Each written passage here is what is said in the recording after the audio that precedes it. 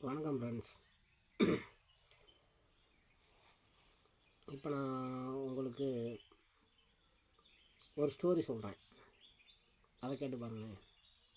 ஐயா, அவரை போட்டால் துவரை முளைக்கும், துவரை போட்டால் அவரை முளைக்கும். அப்படி ஒரு தேசத்தில் ஒரு ராஜகுமாரி தூரே இல்லாத குடத்தை எடுத்துக்கிட்டு கரை இல்லாத குளத்துக்கு தண்ணிக்கு போகிறான்.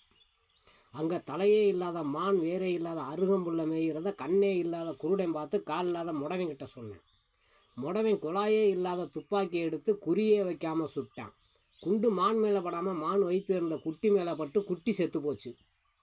அந்த குட்டியை கையே படாமல் எடுத்து கத்தியே இல்லாமல் உரித்து சட்டியே இல்லாமல் சமைச்சு சாப்பிட்டு தோலை காலை இல்லாத பந்தலில் காய போட்டாங்க.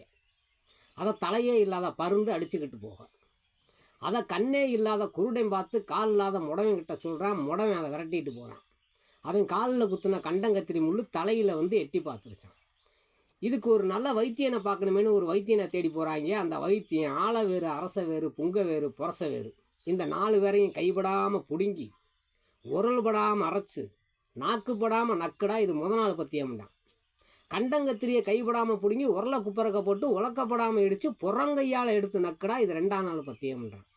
இப்படி ஒரு அற்புதமான வைத்தியத்தை சொன்ன வைத்தியக்காரனுக்கு ஏதாவது சன்மானம் தரணுமேனு அடியே இல்லாத படி எடுத்து ஓட்டச்சாக்கில் 9 மூடை உளுந்து அளந்து சக்கரமே இல்லாத வண்டியில் பொதி ஏற்றி நொண்டி வண்டி ஓட்ட குருடன் வழிகாட்டான். வண்டி வாட்டுக்கு போய்கிட்டே இருந்துச்சான். ஏதாச்சும் விளங்குச்சான்?